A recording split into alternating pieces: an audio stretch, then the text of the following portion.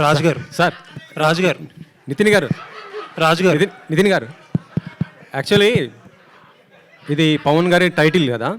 So అందులోనూ అన్న యొక్క గోల్ కోసం పవన్ గారు కష్టపడతాడు, విన్ అవుతాడు.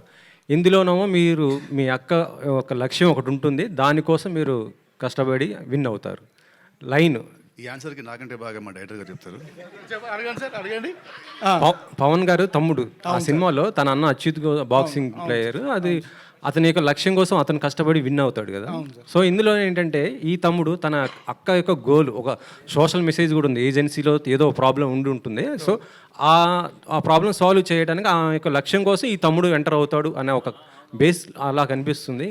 అది మీకు అర్థమైంది, అదే అయితే అదే కరెక్ట్ సార్. అదేనండి, మీకు అదే ట్రైలర్లో అదే అర్థమైందంటే అదే కరెక్ట్. కాదు సంక్రాంతికి వస్తున్నాం, గిఫ్ట్లు ఇచ్చాము, తమ్ముడు స్టోరీ కూడా అలానే రివ్యూ మారి ట్రైలర్ చూసి ఇంకొక చెప్పారు అట్లా. అందుకే మీకు తమ్ముడు కథ కరెక్ట్ చెప్పిన వాళ్ళకి మళ్ళీ ప్రొడ్యూసర్ గా గిఫ్ట్.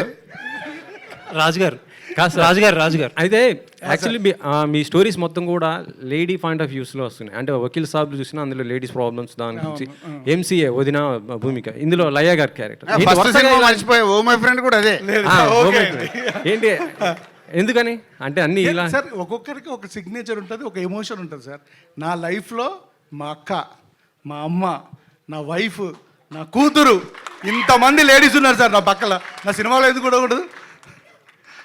నన్ను ఒక మాతృమూర్తి జన్మిస్తే నేను వచ్చాను. మా మదర్ అబాండెన్స్ లవ్ నేను రాయలేనండి. ఒక అక్క, ఒక చెల్లి, లేకపోతే ఒక మదరు, ఒక సిస్టరు, ఒక కూతురు, ఒక వైఫ్ లేకుండా నేను కథ రాయలేనండి. నేను ఈ క్యారెక్టర్స్ చుట్టే రాస్తాను. నేను సైన్స్ ఫిక్షన్ చేసిన ఇదే రాస్తాను, టైం ట్రావెల్ చేసిన ఇదే రాస్తాను. ఇప్పుడు ఇది ఒక ప్యారలల్ స్క్రీన్ ప్లే, ఇలాంటి ఒక ప్యారలల్ స్క్రీన్ ప్లే రాసిన అదే చేస్తానండి. నాతో వాళ్ళు ఇచ్చిన ఎమోషన్స్ దొరికిందిగా అన్ని ఉన్నాయండి నా దగ్గర, నేను అవి పంచుకుంటాను. అయితే ఈ సినిమాలో ముగ్గురు డిఓపీలు మార్చడానికి ఏంటి సార్ రీజన్? ముగ్గురు డిఓపీలు మార్చడానికి కారణం ఏంటంటే సార్, ఓన్లీ టైం సార్. మేము ఏంటంటే అనుకున్న టైంకి స్టార్ట్ చేసి అనుకున్న టైం కంప్లీట్ చేయకపోవడం వల్ల ముగ్గురు డిఓపీస్ మాట్లాడారు. అదే ఒక క్వశ్చన్, ఆ సినిమా గురించి సార్ అడగాలి. దాంట్లో ఉన్నది మ్యూజిక్ డైరెక్టర్లు ఎవరు చేశారు అవన్నీ ఇప్పుడు ఎందుకు? సార్ నేను అందుకే తమ్ముడు గురించి అడగండి అన్న. రాజు గారు ఆల్మోస్ట్ 22 ఇయర్స్ జర్నీ ఏమో మీది, 22 ఇయర్స్ జర్నీ. అంటే అన్నీ సాఫీగా జరిగిపోతున్నప్పుడు ఎవరో ఏమీ మారరు, ఎవరైనా సరే, మామూలు మేమైనా అంతే, మీరైనా అంతే. సడన్గా లాస్ట్ టైం ఒక కపుల్ ఆఫ్ మంత్స్ బ్యాక్ మీరు ఫేక్ కలెక్షన్స్ మీద చాలా ఓకల్గా ఫస్ట్ మీరే మాట్లాడారు. ఇప్పుడు ఫేక్ వ్యూస్ గురించి మాట్లాడుతున్నారు. దిల్ రాజు గారిలో ఈ మార్పు రావడానికి ట్రిగర్ అయ్యింది కారణం ఏంటి?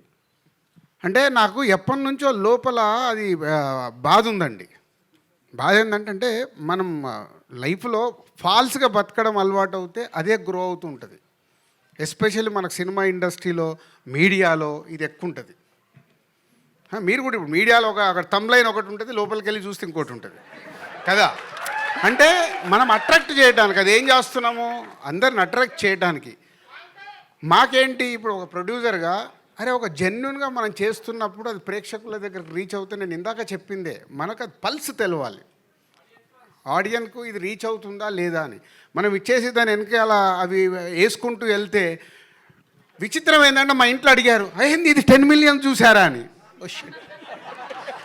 ఇప్పుడు ఏం చెప్పాలి? మా బ్రదర్ అడిగాడు ఒకరోజు, 10 million చూసారని.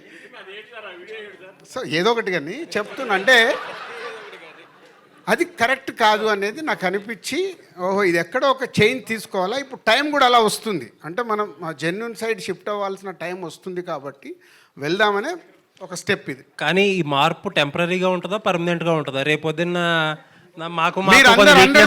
మీరందరూ 100% ఈ నిమిషం నుంచి సపోర్ట్ చేయండి, పర్మనెంట్ ఉంటుంది. అలాగే మీ టీమ్స్ మా వెనకాల పంపకండి సార్. ఎందుకంటే ఏదన్నా సినిమాలో ఇది బాగుంది, ఇది బాగాలేదేమో, ఇది మార్చుకోలేమో, ఇది మార్చుకోకూడదేమో అని ఏదన్నా రాస్తే వెంటనే మీ టీం మా సినిమా మీద నెగిటివ్గా చేసేస్తున్నారు. అది కాదు మళ్ళీ ఇది వేరే సబ్జెక్టు, మీరు వేరే సైడ్ లాగుతున్నారు. ఇక్కడ మనం మాట్లాడుతుంది వ్యూస్ గురించి. ఇప్పుడు మీరు కొన్ని రాస్తారు, మీకేదో వచ్చిన ఇన్ఫర్మేషన్ మీరు బయటికి వెళ్ళి తెలుసుకున్నది రాసి అది సినిమాకు డ్యామేజ్ లాగా ఉంటే ప్రొడ్యూసర్ అని నేను ఒప్పుకోను. సినిమా వార్తలు వేరు, సినిమాల్ని మీకు గురించి ఏమండి, ఒక నిమిషం, మీకు తెలియకుండా మీలో కొందరు సినిమాల్ని కూడా డ్యామేజ్ చేస్తున్నారు. అది కరెక్ట్ కాదు.